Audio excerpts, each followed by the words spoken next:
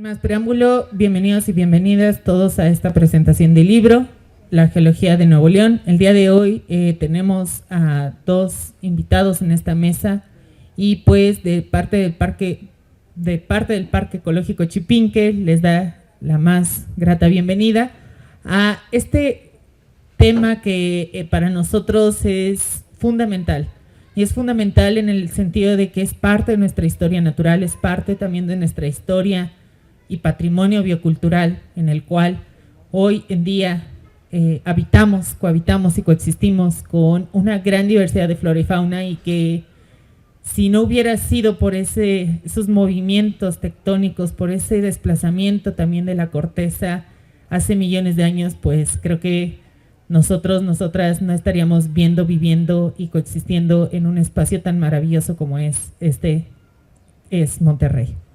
Entonces, les voy a hacer una pequeña presentación de nuestros dos invitados.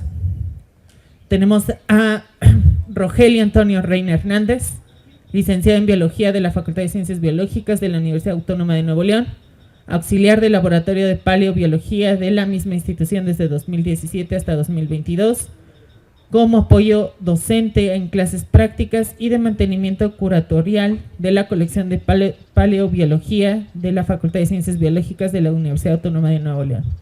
Su línea de investigación es la paleontología de vertebrados del Mesozoico. Ha participado en congresos internacionales como Paleontological Association Annual Meeting y Paleontological Virtual Congress, así como en el Congreso Nacional de Zoología. Cuenta con publicaciones científicas sobre la descripción de material fósil de reptiles marinos jurásicos del estado de Nuevo León y de un ejemplar de dinosaurios hadrosáurido del Cretácico de Coahuila. Entonces, también tenemos a el doctor Juan Alonso Ramírez Fernández. Él nació en Monterrey en 1960, se graduó como ingeniero civil por la Universidad Autónoma de Nuevo León y más tarde obtuvo una licenciatura en geología en la Universidad de Hamburgo. Posteriormente completó un doctorado en mineralogía en la Universidad de Freiburg, Alemania.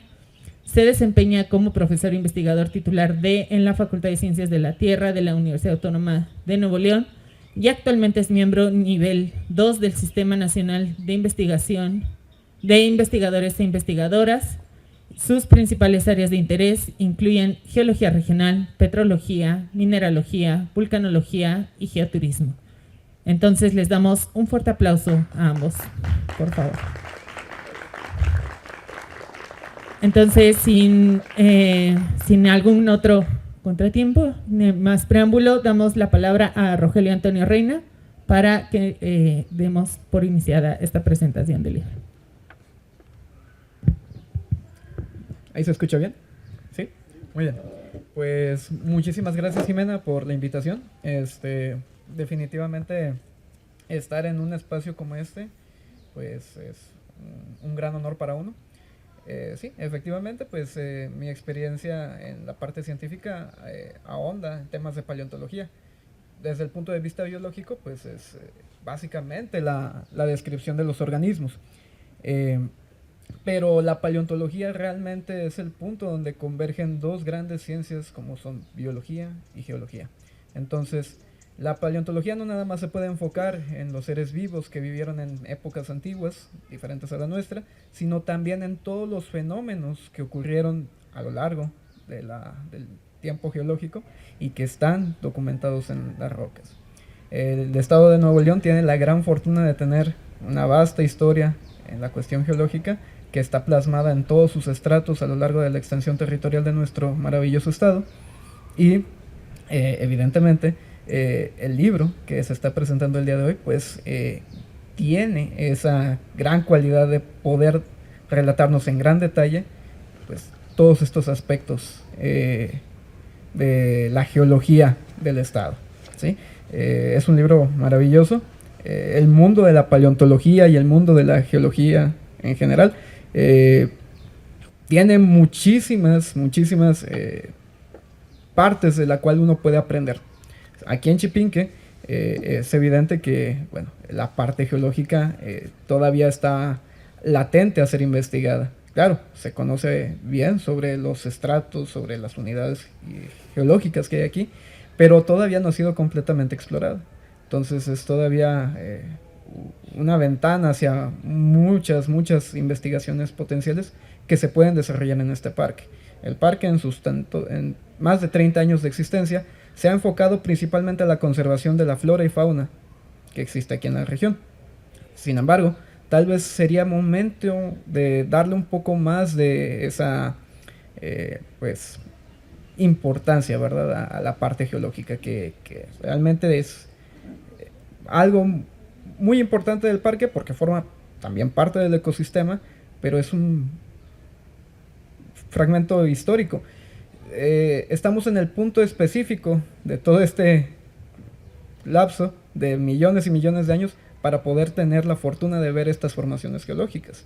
Si algo es seguro es que el paisaje siempre está en constante cambio.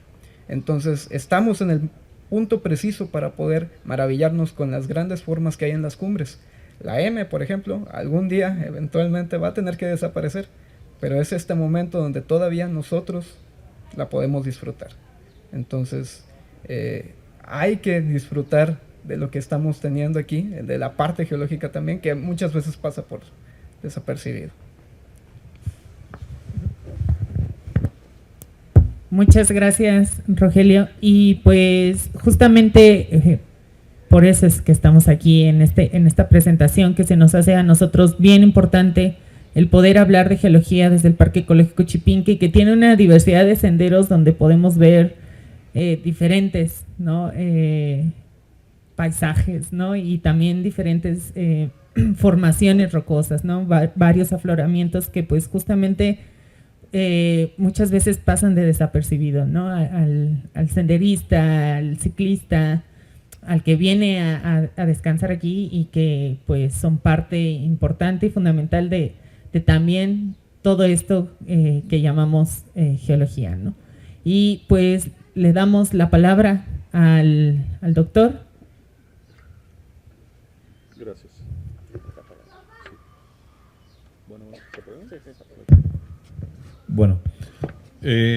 Bueno, primero que nada, muchísimas gracias por la invitación para estar aquí con ustedes. Gran parte de las cosas que a mí me laten en este momento ya fueron descritas acertadamente. Bueno, yo soy geólogo. Primero hice una carrera de ingeniería civil y después opté por una oportunidad para estudiar fuera de México, hacer la carrera hasta el doctorado en geología, una oportunidad que tomé hace 40 y no sé qué tantos años, y la verdad es una decisión que me alegra muchísimo, sobre todo viniendo de una ciudad, siendo originario de una ciudad que se describe como la ciudad de las montañas. También para mí es un placer, es un honor estar aquí porque me trae muchísimos recuerdos familiares, ya que cuando era niño la sierra ya estaba hecha, así ya estaba formada. Mi padre nos traía aquí a estos parajes a caminar. Hacíamos excursionismo, no se utilizaba todavía el término de senderismo ni cosas por el estilo, ni había tantos objetos específicos para salir, y las botas y los bastones, y simplemente nos veníamos a caminar a las veredas. Entonces, para mí es muy grato regresar en otra situación muy diferente, en la cual pues quisiéramos compartirles el gusto y la importancia de la geología. Es muy curioso, pero el tema de la geología, dentro de las ciencias naturales, es una ciencia, digamos, un tanto que pasa en segundo plano. Cuando estuvimos en la primaria, cuando recibíamos nuestra educación básica, se hacía un énfasis muy importante en la biología. Aprendíamos de las células, aprendíamos de los organismos. Yo recuerdo todavía las partes de las células, que si el aparato de Golgi, que si el ectoplasma y el endoplasma. Y nunca hablamos en aquel entonces de rocas, nunca hablamos de la formación de las montañas, no era algo digamos, del dominio público. Tan es así que ahora como profesor, cuando tengo grupos de los primeros semestres, les hago una pregunta muy clásica, es, bueno, tú que vives en tal parte, puede ser en cualquier parte de la República, les pregunto, acerca de animales, por ejemplo, de África o de Australia.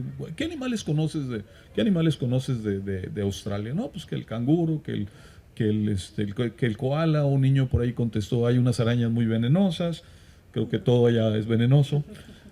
Y le digo, bueno, pues sí, conoces de eso. Y le digo, bueno, dime 3 rocas de tu localidad. Y pues obviamente típicamente no hay una respuesta.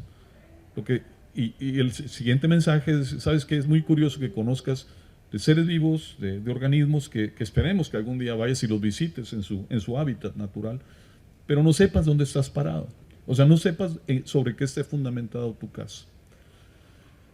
Y luego viene la otra parte también del desconocimiento de la importancia del conocimiento de los medios geológicos. También un ejercicio es, a ver, ¿sabes qué? Préstame tu celular y dime cuántos elementos químicos contiene. Y resulta que tiene casi la mitad de la tabla periódica, de elementos de la tabla periódica. Y llegamos a cualquier parte, en un automóvil, en el camión, en un Uber o lo que sea, que tiene plástico, que tiene vidrio, que tiene metales, que tiene aluminio, que tiene acero, que tiene litio, los vehículos con baterías, vehículos eléctricos. Y bueno, ¿y de dónde sale todo eso? Entonces, no hay una sensibilidad en general del público para entender la importancia del conocimiento de la Tierra. Entonces, desde la Facultad de Ciencias de la Tierra, pues es una tarea que tenemos, aparte de nuestras clases, aparte de nuestras investigaciones, acercarnos con la gente para hacerles ver esa importancia. De hecho, hoy en la mañana estuvimos en un taller, sábado de ciencia, en el Horno 3, y bueno, recibimos, pues, la verdad que cientos de niños. O sea, era un evento de la universidad, de toda la Universidad Autónoma de Nuevo León, y nosotros llevamos un stand con rocas y con minerales fósiles, con un microscopio, y bueno, fue bastante agotador porque llegaba un grupo, llegaba otro y muchas preguntas, y creo que tuvimos éxito en el sentido de despertarles la curiosidad por esto. En el caso coincido completamente con lo que se comentó acerca de que hay un conocimiento más profundo, muy profundo en este maravilloso parque, el Parque Chipinque, en ese maravilloso predio, el conocimiento de las plantas, de los animales, de la vegetación, pero no de la estructura geológica. Y regreso también al punto en que comentó, es que pues la biología es donde la geología lo permite. El hecho de que en ciertos lugares del planeta se haya desarrollado la humanidad y que el hombre, digamos como grupo, haya salido por ciertas rutas hacia Asia y hacia Europa, pues eso dependió completamente de la configuración tectónica, de la configuración de los continentes, la disponibilidad de recursos, digamos recursos básicos como en ese momento podía ser plantas, alimento, claramente agua. Y eso está completamente dominado por el desarrollo geológico, por el desarrollo a lo largo del tiempo de la tectónica de placas. Nuestro estado definitivamente es muy rico en geología. No tiene todo el registro geológico en el tiempo que tiene nuestro país, pero yo más adelantito les voy a comentar, les voy a presentar una breve charla acerca de ejemplos de esa odisea de 300 millones de años que es comentada precisamente por las rocas. Las rocas más antiguas, que tienen 300 millones de años, están ubicadas en el municipio de Aranberry, en el sur del estado. Hemos hecho muchos trabajos ya en esa zona, hemos publicado muchas cosas, pero nadie va a conocerlas, nadie va para allá, ¿no? O sea, es un paisaje muy bonito, el sur del estado es precioso. Entonces, nuestra idea en un futuro muy cercano, es pues tratar de organizar, no quiero decir expediciones, pero sí excursiones, que hacemos muchísimo, pero con estudiantes, con colegas, pero no con el público. Entonces es una oportunidad que queremos ir explorando de todos los puntos que conocemos en nuestro estado, transmitirlos, pero de viva voz, o sea, de viva voz en el lugar. La Huasteca, la Popa, la Sierra de Picachos, hacia el sur, el corredor Linares hacia Iturbide, Galeana, o sea, y esos maravillosos lugares que hablo del sur del estado. Entonces hay muchas oportunidades de crecimiento en eso, y si el Parque Chipinque está dispuesto y tiene el interés de que se profundice en la investigación, pues lo hacemos con todo el gusto, precisamente para dar la importancia que tiene. Monterrey, la ciudad de las montañas, también es una metrópoli, toda el área metropolitana, que creció gracias a los recursos geológicos. Digo, hoy día nos aqueja un tanto ver las obras mineras del Cerro de las Mitras, del Cerro del Topo Chico, en las cuales donde se extrajo caliza, pero en su momento fue el motor de desarrollo para esta ciudad, ¿no? Es decir, es gracias precisamente a esas explotaciones o esos aprovechamientos mineros, para Cemex, por ejemplo. Hablemos también de las fábricas, de las ladrilleras, de las fábricas de recubrimientos cerámicos. La Moza es una empresa muy importante, que se desarrolló gracias a la presencia de arcillas en esta región. Cesantoni, ladrillera mecanizada, muchísimas empresas de diversos tamaños que aprovecharon ese recurso. Vitro, la fábrica de vidrio, nuevamente pues arena sílica del norte del estado, también del norte de Coahuila, que aquí fue procesada. La fundidora de fierro y acero, lo que hoy es el Horno 3, el parque fundidora, pues era una planta que se alimentaba de carbón de la región carbonífera de Sabinas, de Coahuila, y de yacimientos de fierro del norte de Nuevo León. Entonces, parece que no, pero nuestra metrópoli nació, creció y se desarrolló gracias a esos recursos, y claramente a personajes visionarios que pues los aprovecharon. Y de ahí surge la cervecería. Pues en alguna parte había que guardar y transportar la cerveza, no había los plásticos, pero bueno, entonces ese conocimiento me parece que es muy importante. Y viene una parte también que no debemos olvidar, y es que el crecimiento de la ciudad, un crecimiento tan importante, pues tiene que estar sustentado en un ordenamiento urbano que tiene que respetar laderas, tiene que respetar zonas de riesgo, que tiene que respetar zonas de abastecimiento de agua, zonas de protección de acuíferos. Entonces, la geología no está únicamente en el gran pasado, no está únicamente en el pasado inmediato, no está únicamente hoy día, sino va a estar en un futuro. Entonces, pues la presentación de este libro, que les iré comentando con algunos detalles en unos minutos en la presentación, pues barre esa historia desde lo más antiguo hasta qué tiene que ver las geociencias con la sociedad. Entonces, yo les agradezco muchísimo su atención, y pues esperemos que nuestras actividades de acercamiento hacia ciencias de la Tierra sean de su interés. Gracias.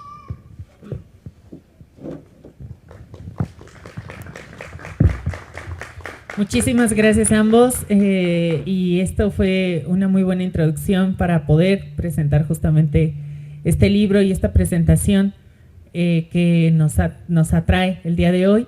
Y pues algo bien importante, ¿no?, que con lo cual, ¿no?, también partimos, es la importancia de las rocas y su valor natural, su valor como patrimonio de Nuevo León. Y justamente también, ¿no?, distinguir esta diferencia de qué tipo de rocas, ¿no?, también tenemos aquí en Nuevo León.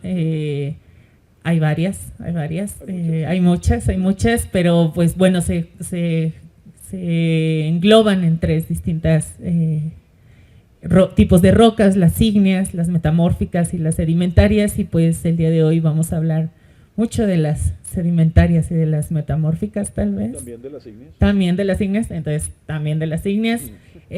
Las ígneas salen justamente de la proporción magmática, ¿no?, del sílice, ¿no?, de los silicatos. Y pues las sedimentarias pues es el conjunto de capas, ¿no?, por así decirlo. Y pues las metamórficas pues ya tienen una transformación química, física, para su conglomeración, ¿no? Entonces, sin más preámbulo, le damos nuevamente la palabra para pasar.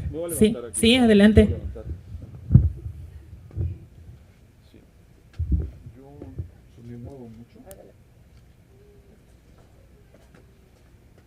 sé si me puedan ayudar con el, ahí Sí. les voy indicando. Normalmente lo hago al revés, pero bueno, está bien. Bien, es una charla, no es una presentación, digamos, no es una descripción del libro, sino más bien es un paseillo sobre la geología de nuestro estado. Por eso la charla la hemos titulado Geología de Nuevo León, una odisea de 300 millones de años. Por ahí a la izquierda ven un logotipo, dice CSM, es el Cuerpo Académico Cuencas Sedimentarias de México. Obviamente ese libro no lo escribí yo únicamente, fue un grupo de colegas de la facultad y un invitado de la Universidad Autónoma de San Luis Potosí. Yo fui el editor principal y tengo participación en varios de los artículos, ¿no? La siguiente, por favor. Eso es lo que se imagina un geólogo, un profesor de geología, que va al campo y por ahí tira al suelo los mapas y los muchachos nos ponen atención, a veces sí y a veces también, ¿no? Tienen que poner atención, pero vaya, el laboratorio de nuestra profesión es el campo, precisamente, y es algo que disfrutamos muchísimo. Estos son alumnos todos de la Facultad de Ciencias de la Tierra. Por favor, la siguiente. A la izquierda ven ustedes un mapa. Es un mapa que se puede descargar de la red. Es un mapa de relieve. No sé si pudiera ir. No alcanza hasta allá, ¿verdad? No, ¿verdad? No, ¿verdad? Ah, bueno. Disculpen. No alcanzo, ¿verdad? Sí, espérame tantito.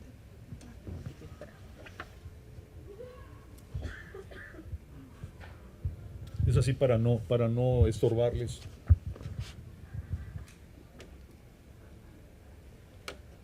Ah, se puede puentear. Sí. Vaya. Ahí está. Oh, muy bien, muchas gracias.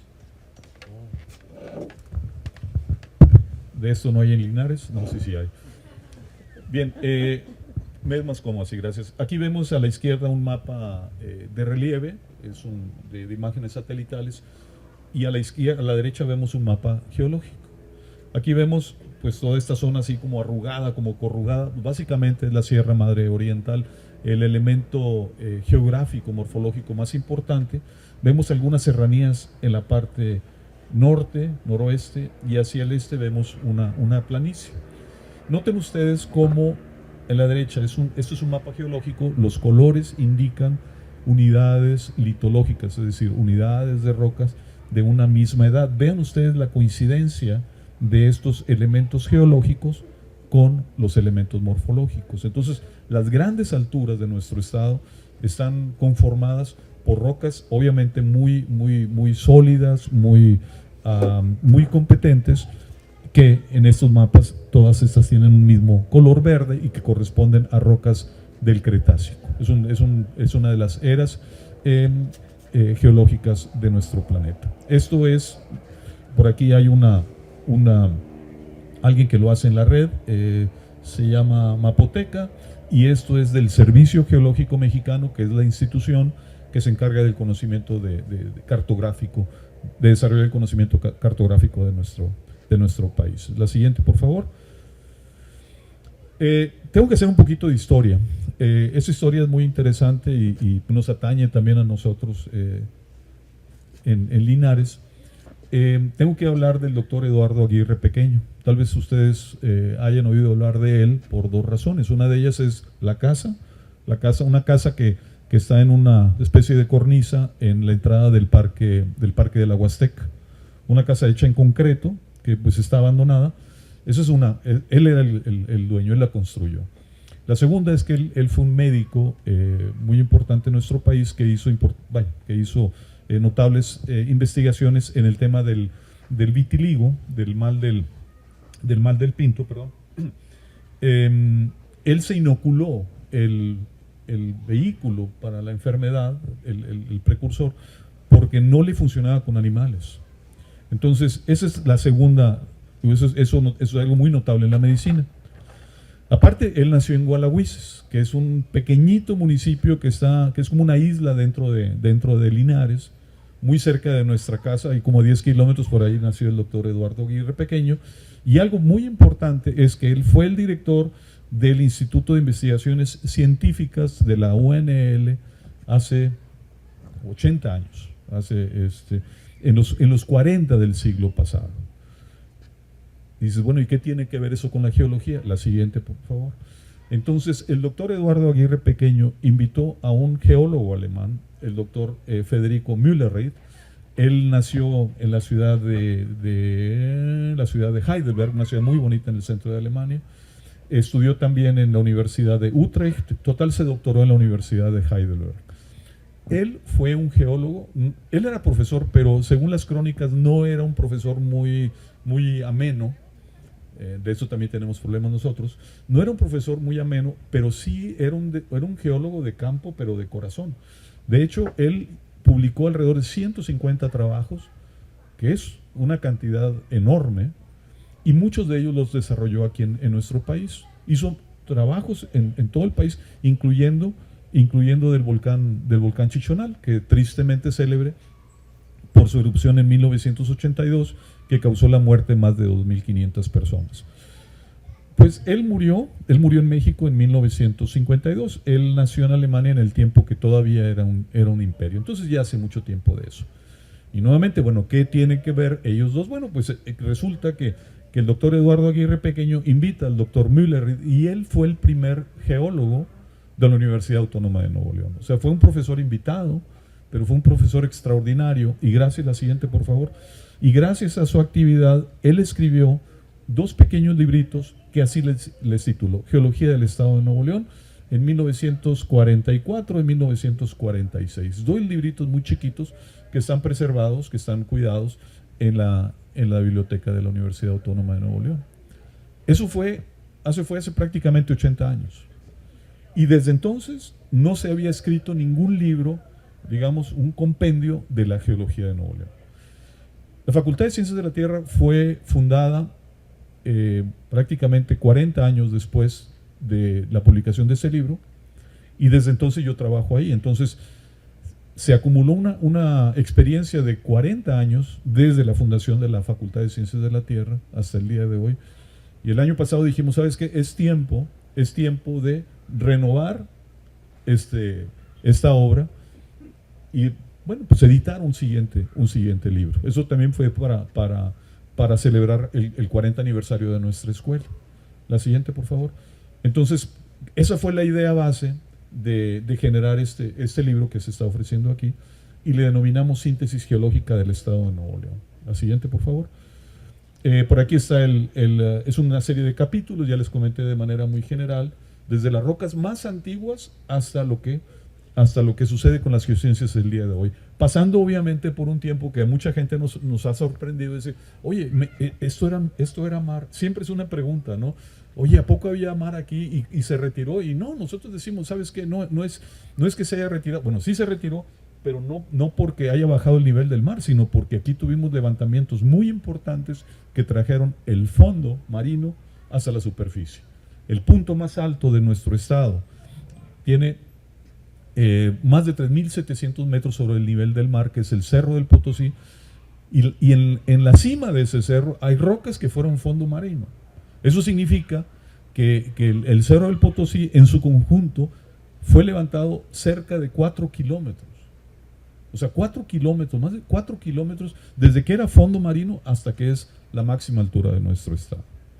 Entonces, esa información viene descrita en el libro. Y bueno, aquí tenemos el listado de colaboradores. Ustedes, si quieren más tarde se acercan, los podrán ver para no tener que leer todos y cada uno de ellos. La siguiente, por favor. Esta tabla así medio hipiosa, así tiene muchos colores, es la tabla del tiempo geológico. La Tierra tiene 4.500 millones de años desde su creación junto con el sistema solar. Entonces, este código de colores nos indica diferentes periodos geológicos, diferentes eras. La siguiente, por favor. Nuestro estado tiene estos recuadros que recién acaban de aparecer. Son los recuadros con edades de las cuales nuestro estado tiene rocas. Entonces, tiene un tantito del Paleozoico y el resto tiene Mesozoico y Cenozoico. Nuestro estado no tiene rocas muy antiguas. Hay otros estados que tienen rocas mucho más viejas, por ejemplo en Tamaulipas o por ejemplo Sonora, tienen rocas mucho más antiguas que nuestro estado. Entonces, por eso llamamos a esta charla una odisea de 300 millones de años, pensando o considerando que este cuadrito de aquí corresponde al Carbonífero. Es el tiempo en el cual hubo una gran producción de oxígeno, una gran cantidad de oxígeno en la atmósfera que derivó en gigantescos bosques, y era un tiempo de insectos tremendos. O sea, había unos 100 pies que medían como 2 metros. Había unos libélulas con una envergadura como de 70 centímetros. Entonces, si alguien viaja al pasado, pues yo no sé cómo le vaya con un mosquito ahí de medio metro, ¿no? Si los chiquitos se batalla. La siguiente, por favor. Entonces, ¿qué tenemos aquí? Es un mapa, obviamente es un mapa del planeta, pero como que cambia, ¿no? O sea, no es la configuración que tenemos hoy día. Esto lo conocemos como un mapa paleogeográfico. O sea, ¿cómo era la paleogeografía? ¿Cómo era la geografía en el pasado? Y siempre tiene que tener una cierta edad. Aquí son 350 millones de años, que corresponde también al Carbonífero. Entonces, ¿qué estaba pasando? Los continentes se estaban uniendo, se estaban empezando a unir para ir paulatinamente formando Pangea, que es el supercontinente que unificó a todos los continentes de la Tierra. Pero en aquel entonces, cuando se formaron las rocas más antiguas de Nuevo León, México ni existía. México no existía para nada.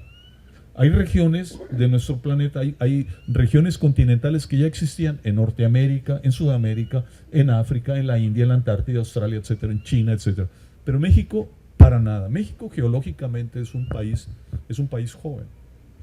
Entonces, ¿dónde estaba México? Pues estaba por aquí metido en esta zona, en una zona que le llamamos Océano Reico. Un océano que ya no existe, pero que existen los depósitos de ese Océano Reico. O sea, hoy hablamos del Pacífico, del Atlántico. En el pasado hubo otros océanos, y este es el Reico. La siguiente, por favor. Que lo encontramos, esos depósitos, en Aramberri. ¿Dónde está Aramberri? Aramberri está en el sur del estado. La carretera Monterrey, Linares, Iturbide, Galeana, Aramberri es pero muy bonita. Es todo un paseo. Si tienen la oportunidad de hacerlo, háganlo. Ahí se pueden quedar en Aramberri. Hay algunos hotelitos modestos, pero bien. Y el simple paseo, o sea, la simple experiencia de cruzar la sierra de Linares a Iturbide es maravilloso. Y luego después van a entrar a una zona boscosa que parece que andan no en los Alpes, pero en una región como en Michoacán, que dice, oye, esto ni parece Nuevo León. O sea, huele a pino, y son unos bosques muy, muy bonitos, ¿no? La siguiente, por favor. Entonces, aquí tenemos una de las rocas más antiguas. Dices, ¿qué son estas cosas? ¿Qué son estas cosas? Eso fue un flujo submarino de lava. O sea, era una región marina en la cual hubo un volcán que emitió lava, pero dentro del mar. Y esto se le conoce como lava almohadillada. La siguiente, por favor. Para que me crean que tomé la foto, yo soy aquí están las lavas almohadilladas. Y esta es una foto actual de la revista Nature, de cómo se forman estas almohadas de lava. Van reptando en el fondo marino, se van abriendo, se van rompiendo, finalmente solidifican. Y entonces esto es el vestigio de una parte del océano Reico, de ese océano viejo. La siguiente. Y estas son las rocas de ese océano. Se habló de rocas metamórficas. Estas eran sedimentarias, ahora son metamórficas. Ya cambiaron sus condiciones, se calentaron, fueron comprimidas, y ahora las encontramos en esta forma. Le llamamos esquisto de Aramberri. Si ustedes las buscan esas por aquí, no las van a encontrar, solamente aparecen ahí en Aramberri. La siguiente, por favor. Después todo se junta, se forma Pangea. Pangea colisiona, se cierra el Reico, pero la Tierra es muy inquieta. La Tierra tiene una dinámica interna muy, muy móvil. Entonces los continentes se han cerrado, se han abierto. Ha habido por lo menos 5 Pangeas. 5 Pangeas. O sea, esta que le llamamos Pangea ha sido la última. Ahorita se separaron los continentes, estamos en una fase de separación, y en un futuro que no nos va a tocar, se van a volver a juntar. La siguiente, por favor. Entonces, ¿qué pasa cuando se empieza a romper el continente? Pues lo primero que se forman son pues, ríos profundos, lagunas, regiones continentales, y aquí tenemos el fósil más antiguo de Nuevo León. No es el señor, es este fósil, es un tronco de un tipo de araucaria, una cosa así. Eran árboles gigantescos que llegaban a medir como 60 metros de altura y tenían un diámetro de hasta 3 metros. Algunos de ustedes han escuchado hablar del bosque petrificado en Arizona, son los mismos. Nada más que aquí, pues los ríos eran muy bravos y pues solamente se preservan restos de troncos. Esto es en el municipio de Galeana. ¿Sí? Él es un buen amigo, pero él sí está un poquito más viejito que yo. La siguiente, por favor. Y bueno, en esa zona en Galeana también tenemos algunos recursos minerales, por ejemplo, varita. Por ahí esta es una mina abandonada. Varita es un mineral que se utiliza en la industria de la perforación, en la industria petrolera. La siguiente, por favor. Es un agregado así de laminitas de este mineral, que es un mineral muy pesado. Y es un recurso natural de nuestro estado. La siguiente. Aquí vemos, la fotografía no es muy bonita, pero lo que sí es que tratamos de ilustrar el Cerro del Potosí, que también es una excursión que vale la pena, sobre todo cuando está nevado.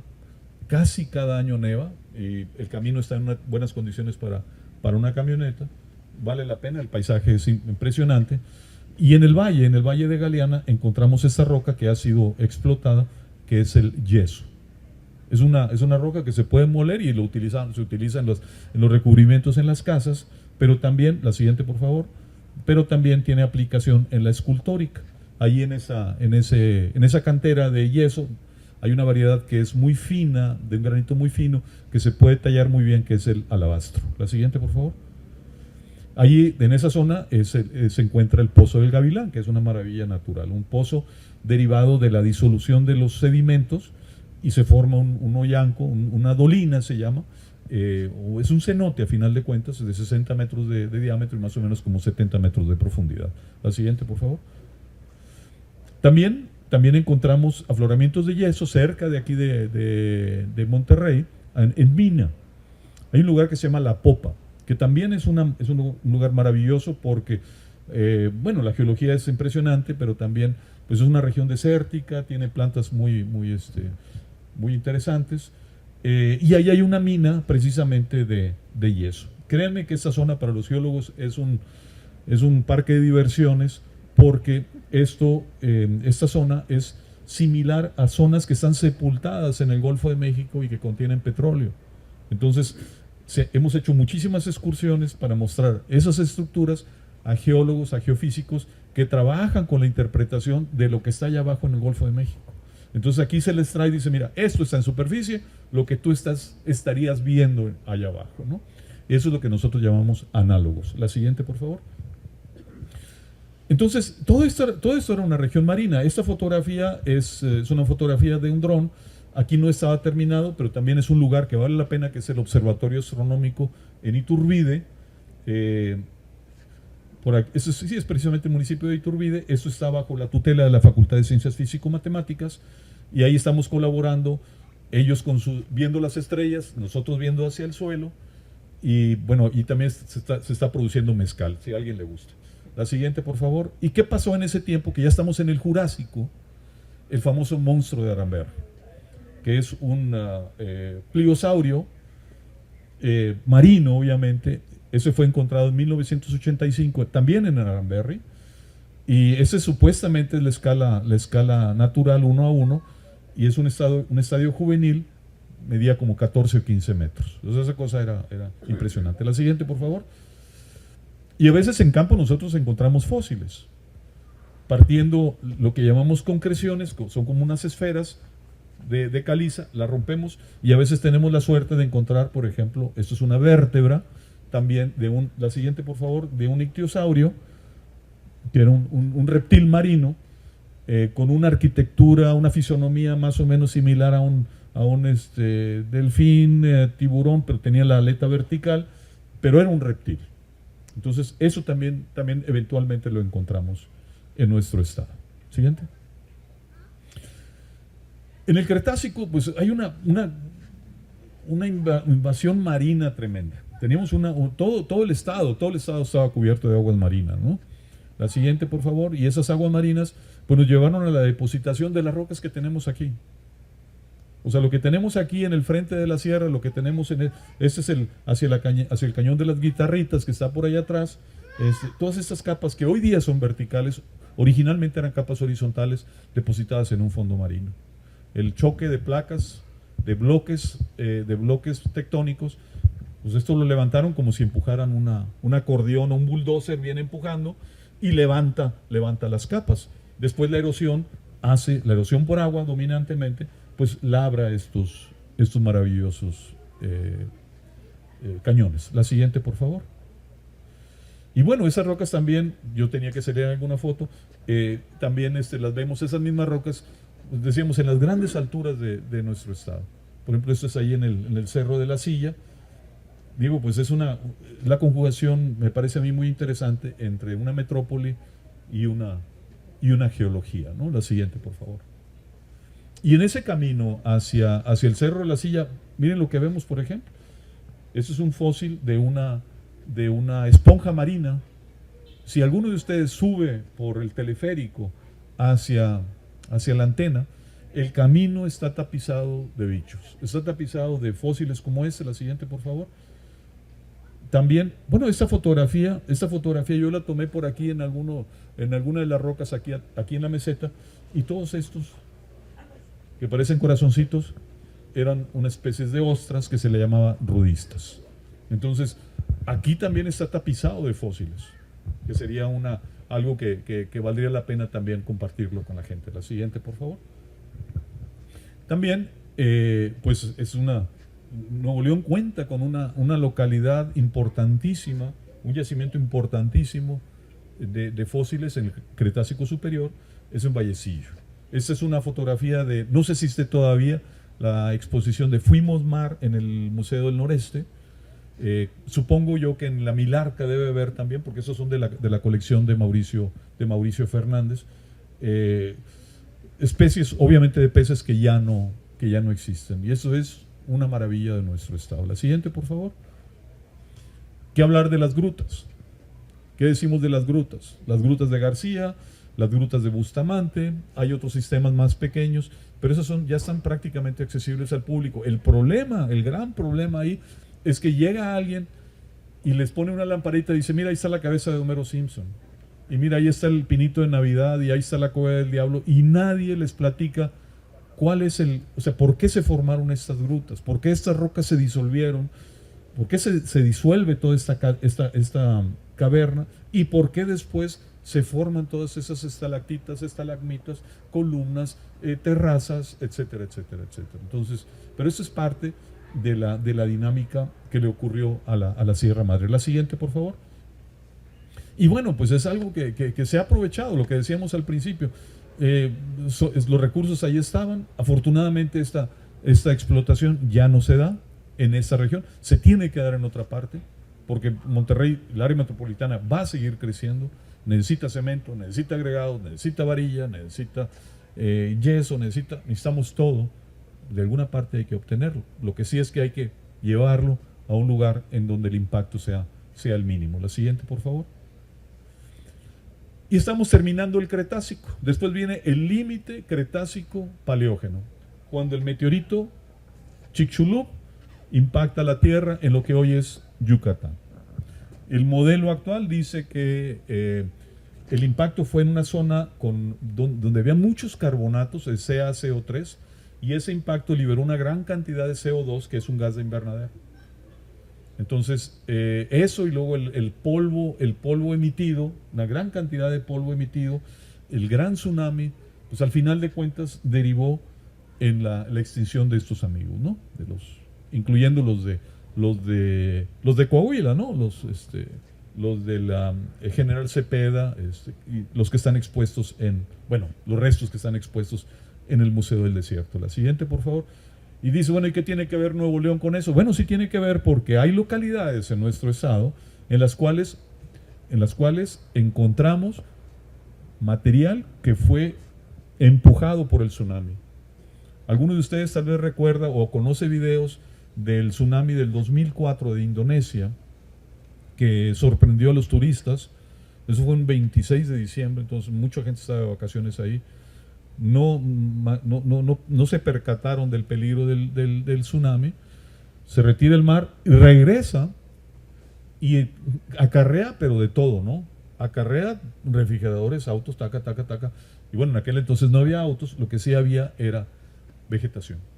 Entonces entra una ola gigantesca hacia el continente, hacia lo que era el Golfo de México en aquel entonces, entra al continente, regresa con restos de vegetación, restos de plantas que se depositaron en estas capas en particular. Esta capa que está a media hora de nuestra casa en Linares, encontramos precisamente esos restos de plantas y encontramos gotitas del líquido, del fundido salpicado por el impacto del meteorito. O sea, golpea, salpica gotitas de líquido y esas viajan por la atmósfera, incluso salieron del planeta, y esas bolitas están aquí, que vale la pena ir a conocerlas.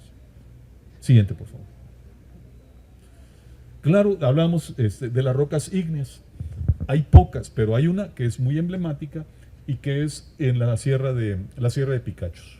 Cuando tomen la carretera hacia Laredo, ahorita está medio peligroso, pero cuando puedan hacerlo, por Mamulique, van hacia el norte, a mano derecha, podrán ver esto, que se conoce como Picos Las Nueces. Y esto, la siguiente por favor, son unas rocas ígneas muy parecidas a un granito, así tienen cristalitos grises, blancos, oscuros, tienen muy poquito cuarzo, y bueno, ahora es una área natural protegida.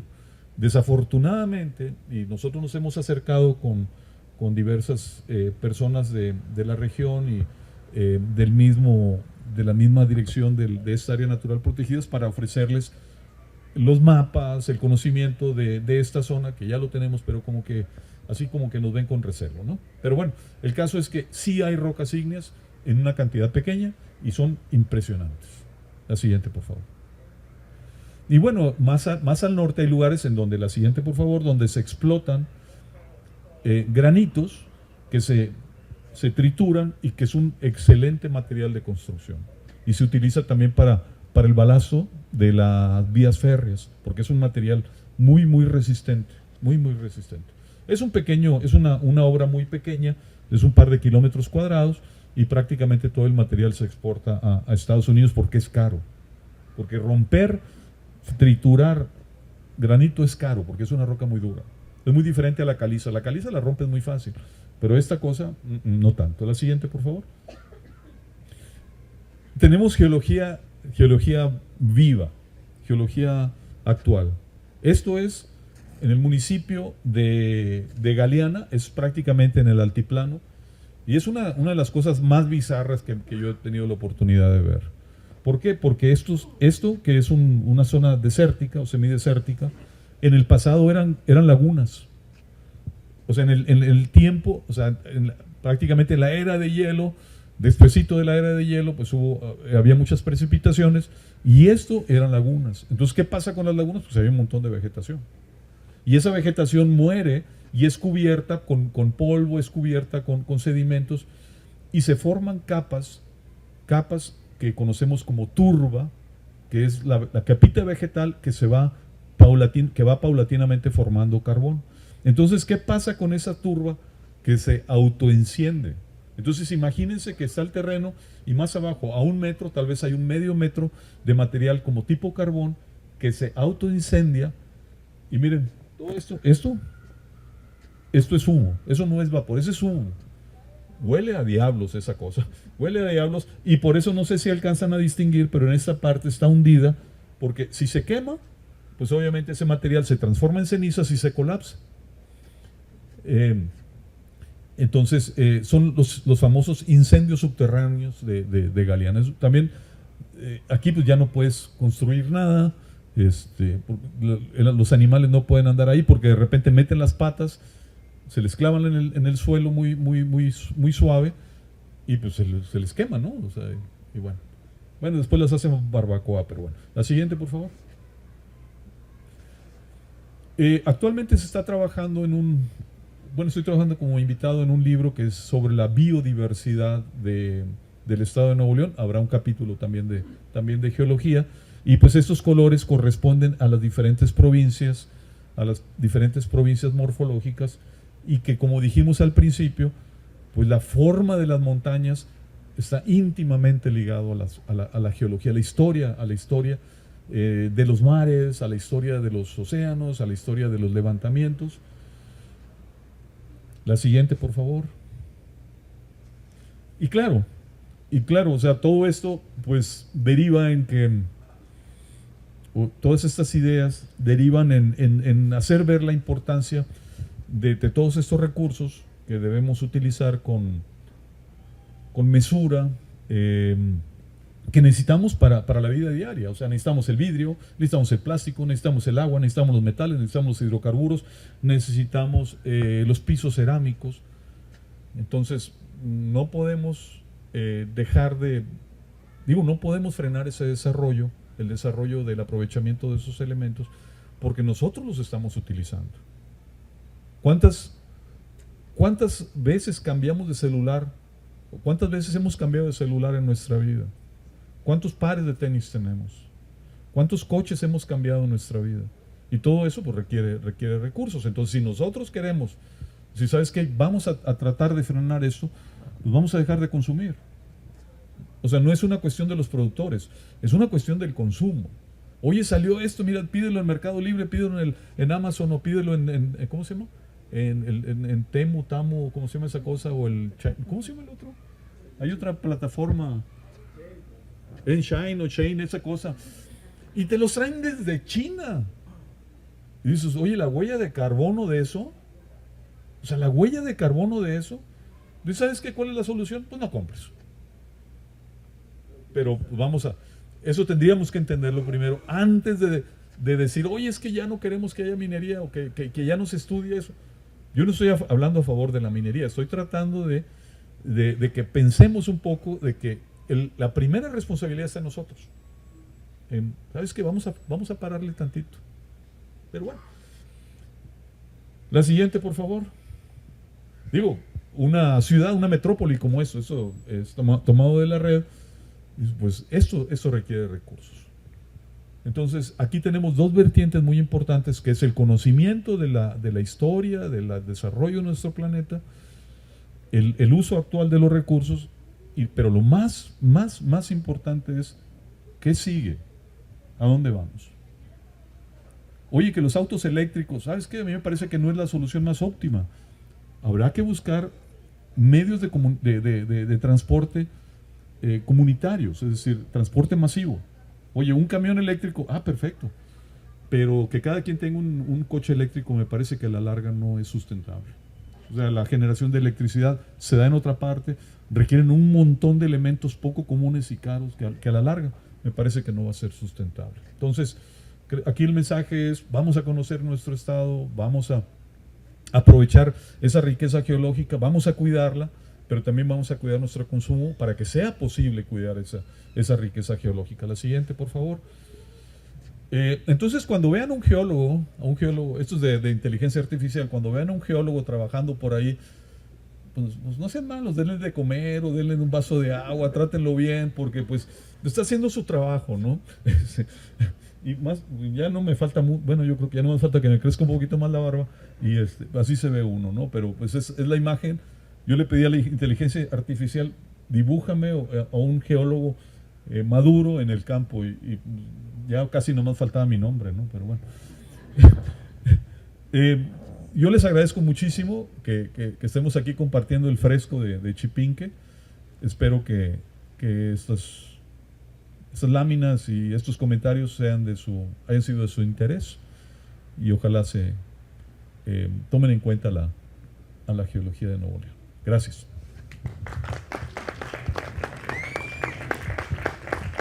Muchísimas gracias, doctor Alonso Rogelio. Pues pasamos a la sección de preguntas y respuestas. Si alguien tiene alguna pregunta que hacerle a alguno de los dos participantes, ponentes, Adelante. ¿Qué especie es el monstruo de Aranberry? ¿Cómo? ¿Qué especie es el monstruo de Aranberry? Ay, él es paleontólogo. Sí, pues adelante.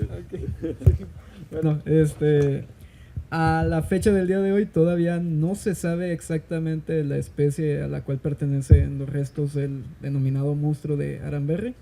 Es posible que pertenezca al género Liopleurodon, que es uno de los plesiosaurios del Jurásico que se tiene mejor registro.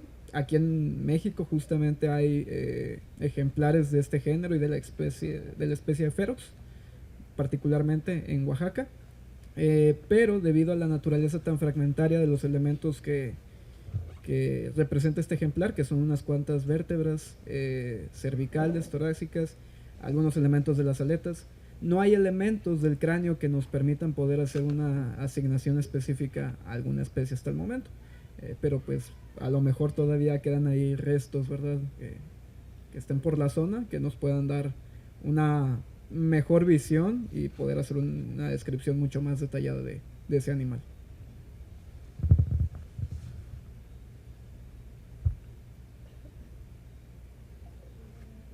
Cualquier comentario, bienvenido. Doctor, Ya. a lo mejor no es su rama, pero hablaba de reducir el consumo, consumir con más conciencia. Sí. Tal vez políticamente o hablando, ¿cuál sería una propuesta que usted propondría para mejorar ese aspecto? Digo, seguramente es un tema complicado. Yo ahorita tengo una remembranza que puede servir para un futuro. Yo comparo los guardarropas que tenían mis abuelos con los guardarropas que tenemos nosotros hoy día. O sea, ellos tenían un guardarropa, tenían un mueble de tal vez ni siquiera de 2 metros, con 3 cajones, y ahí era la ropa de los dos. Y no es porque fueran, o sea, eran modestos, pero no eran, digo, no estaban en la miseria, ni mucho menos, y tenían un par de zapatos, y entonces, y comparamos con lo que nosotros, con lo que, digamos, la misma sociedad, los mismos, pues yo quiero decir los empresarios, o yo no sé cómo decirlo, porque efectivamente no es mi rama, cómo hay una presión increíble hacia consumir. Entonces, creo que aquí sería una propuesta, sería, pues, ni modo, campañas. O sea, campañas de que, oye, si tú no quieres que haya tráfico en las carreteras, si tú no quieres que haya contaminación de camiones, pues deja de comprar. A mí me ha tocado ver en trailers, oye, si te molesta mi trailer, pues no compres nada. ¿Por qué? Porque el trailer es el que lleva los artículos que nosotros compramos, ¿no? Y es increíble hoy día que uno pide algo en línea de cualquier parte y dice, en 3 días lo tengo en casa. ¿Cómo llegó? O sea, parece que la fábrica estaba a la vuelta de la casa. ¿Cómo, no? Es algo increíble, ¿no? Entonces, a mí me parece que tendría que hacerse una campaña muy fuerte de concientización. Es decir, ¿sabes qué? Ya somos muchos, la Tierra necesita un break, necesita una pausa. Pues no cambies de cosas tan rápido. Claro que las empresas y las marcas pues no les gustará, ¿no? Pero creo que eso a lo mejor puede venir de una organización no gubernamental. Frenar un poquito el consumo.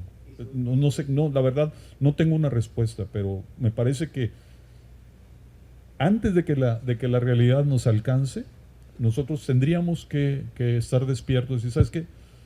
Se nos va a acabar el refri, ¿no? O sea, yo no estoy hablando de una catástrofe, lo único que estoy diciendo es que esos recursos cada vez van a ser más caros, porque lo vemos en la minería, cada vez es más difícil encontrar esos elementos poco comunes que requiere el cambio energético, el famoso cambio energético.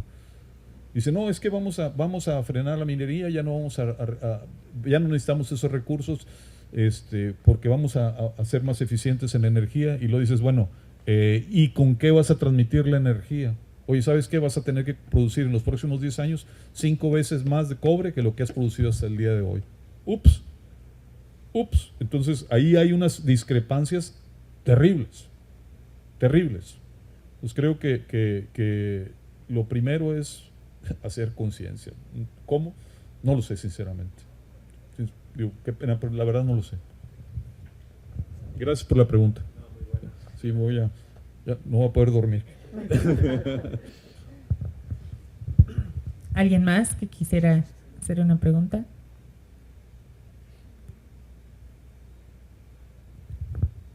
De la primera edición de 1940 a esta, ¿cuál ha sido el descubrimiento más significativo en el estado de Nuevo León?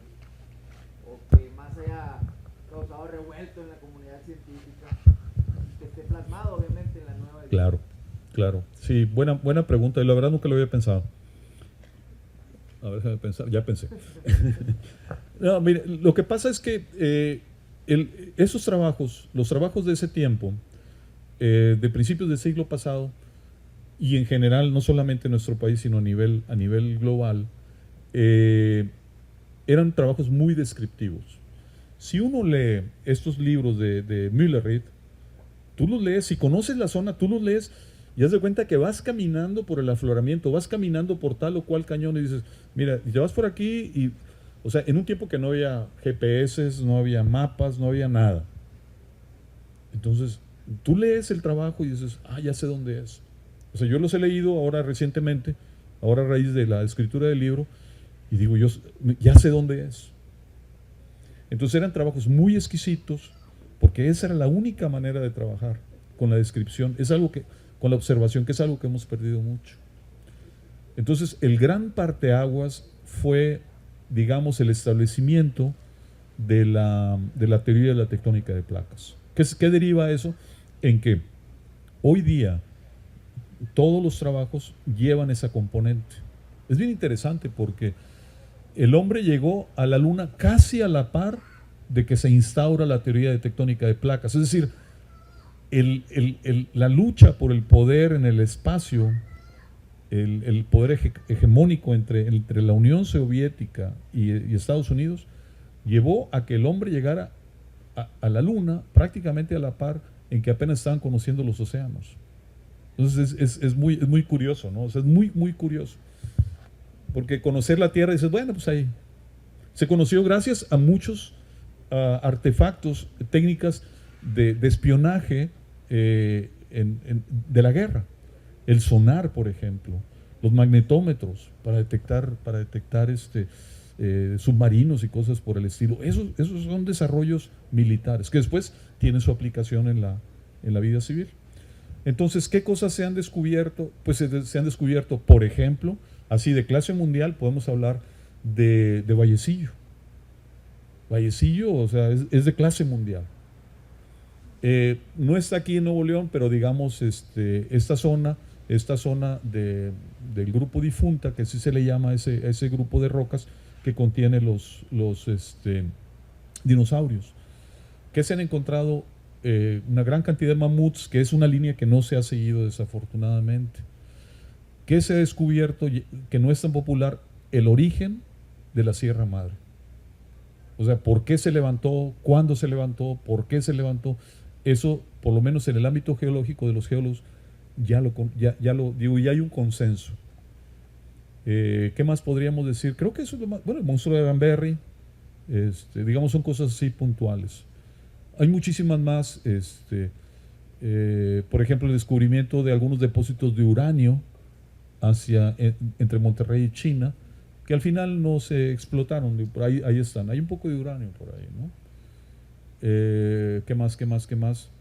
Pues el descubrimiento, claro, los acuíferos profundos, el desarrollo de acuíferos profundos de mina, que, ¿cómo saber desde la superficie que abajo a 1000 metros, 800 metros hay un reservorio importante de agua?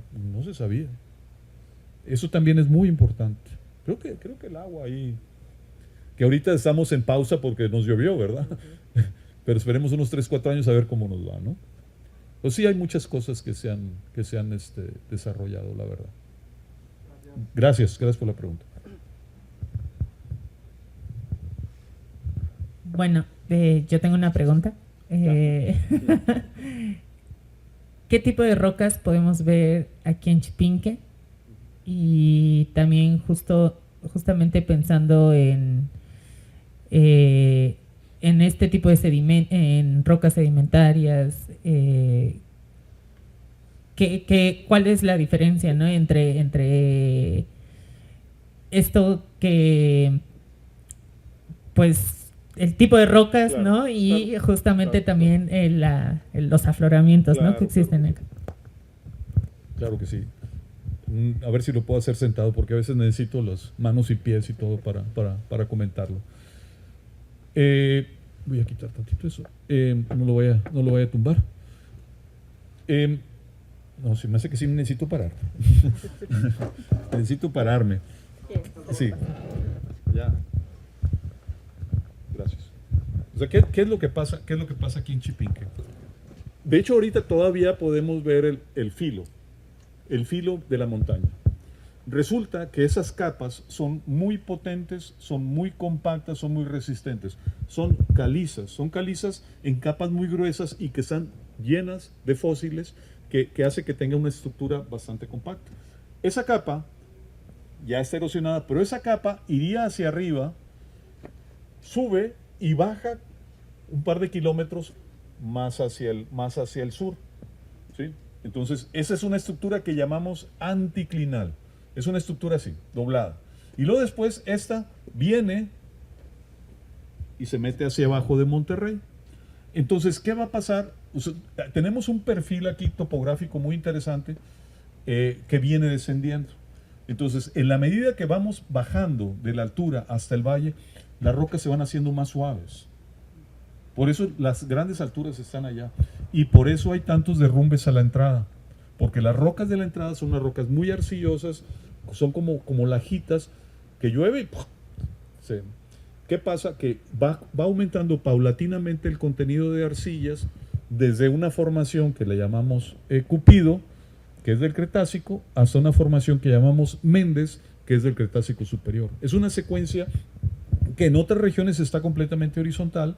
De hecho, el agua de mina está en esas rocas, en esas misma formación, pero a 1000 metros. Porque esa se mete, esa se vuelve a meter, porque aquí está levantada. Entonces hay un perfil muy bonito desde la parte alta, hacia acá, y que se va haciendo cada vez más arcilloso, y hay tres o cuatro formaciones. Sin embargo, aquí en esta zona, y lo ven aquí en la entrada, hay unas paredes con muchos pedacitos de piedra que son caídos. Entonces, aquí como el flanco es muy abrupto, hay muchos bloques caídos. Entonces, esta meseta está formada por esos caídos que se fueron erosionando de la parte alta. Entonces, hay una serie de costras muy fuertes que ciertamente sí son resistentes, pero que no son las rocas marinas. O sea, aquí en este momento, aquí en esta zona, no estamos parados sobre las rocas marinas en su posición original, sino que se vinieron abajo, ¿sí? Entonces, por eso es muy importante en toda esta región, que es la región más cara de Nuevo León, que es prácticamente la región más cara de México, conocer muy bien la geología para cualquier desarrollo. Es decir, bueno, hay que ver muy bien cómo están las capas, muy bien cómo están estos caídos, que le llamamos coluviones, o brechas sedimentarias, porque a veces tienen huecos, ¿sí? Pero sí hay un orden estratigráfico. Lo más viejo aquí en Chipinque está allá arriba y lo más joven está hacia abajo, ¿sí? Por ahí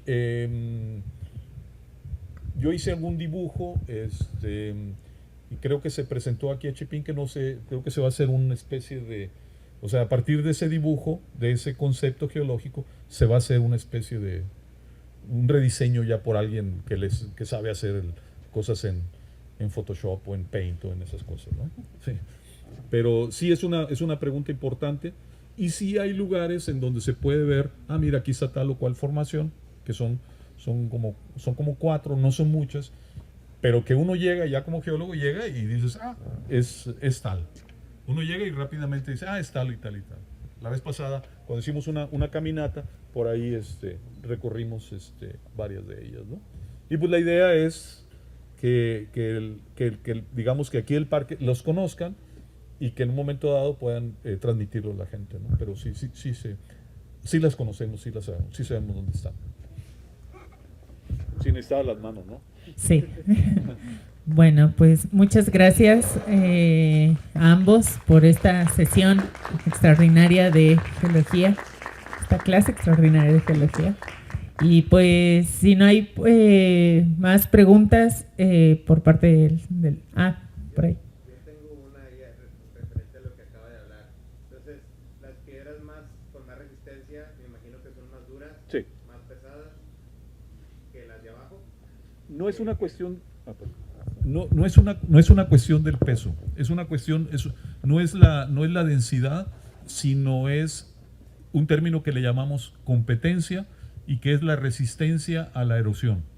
O sea, no es la densidad, porque puede haber rocas muy densas que se oxidan rápidamente en el medio ambiente. O sea, hay minerales que tienen fierro, que tienen magnesio, muy pesadas, y esas en 3 patadas se deshacen en la superficie terrestre. Entonces, estas son... De hecho, ni siquiera son tan pesadas, pero son muy resistentes al medio ambiente, muy resistentes en este clima. Y luego, como son capas gruesas, no permiten tan fácil el paso del agua, que el agua es tremenda para erosionar. El agua es un mecanismo de erosión muy eficiente de la tierra. Bien lo mencionaste, y decías, bueno, ahorita es una sierra, en el futuro ya no va a ser nada. Y en Aranberri, no lo comenté, pero en Aranberri, esas rocas viejas que conocemos formaban parte de una sierra abajo de esta. O sea, aquí en Nuevo León hay 2 sierras, una superpuesta a la otra. Y jugando, así como para comprender un poquito mejor, decimos, esa es la Sierra Madre Oriental y aquella es la Sierra Abuela Oriental. O sea, está abajo, sepultado abajo de esto. Y en Ciudad Victoria hay una sierra bisabuela y otra sierra tatarabuela. O sea, tenemos superposición de unidades rocosas, de unidades de rocas, que nos hablan de antiguas sierras. Entonces, esta en un futuro va a desaparecer. ¿En cuánto tiempo? Pues ya, nosotros ya no estaremos. Pero pero insisto, es una cuestión de la resistencia a la erosión, no tanto de la densidad. Y sí, efectivamente, por eso están allá arriba, porque aguantan mucho más. Cuando vayan bajando, a la luz de sus vehículos, van a ver cómo hay muchos derrumbes pequeñitos. Esas son las rocas que le llamamos lutitas, que no aguantan mucho. ¿Sí? Muy bien.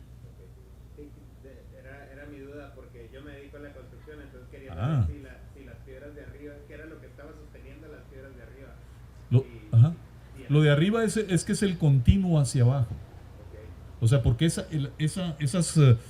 capas de arriba las podemos proyectar al interior y se autosustentan. O sea, pues prácticamente es como si fuera una columna, ¿no? O una placa. Son placas verticales, pero como son tan largas y van hacia la profundidad, eso permite que se sostengan. Hasta que en un momento dado ya no va a ser posible. O sea, y eso es una parte de lo que eso es un tema que hace la mecánica de rocas. La mecánica de rocas y la geotecnia, que ahí ya va en ese sentido, que tiene que ver entre la geología y la construcción. Muchísimas gracias nuevamente a ambos. Y pues si ya no hay alguna otra pregunta, damos por cerrado esta presentación del libro Síntesis Geológica del Estado de Nuevo León. Muchas gracias a quienes estuvieron manteniéndose en el frío, que ya se empieza a sentir. Y pues vamos a estar vendiendo aquí el libro del doctor y algunos productos Chipinque, también si gustan pasar a verlos. Y pues muchísimas gracias a todos y a todas. Gracias.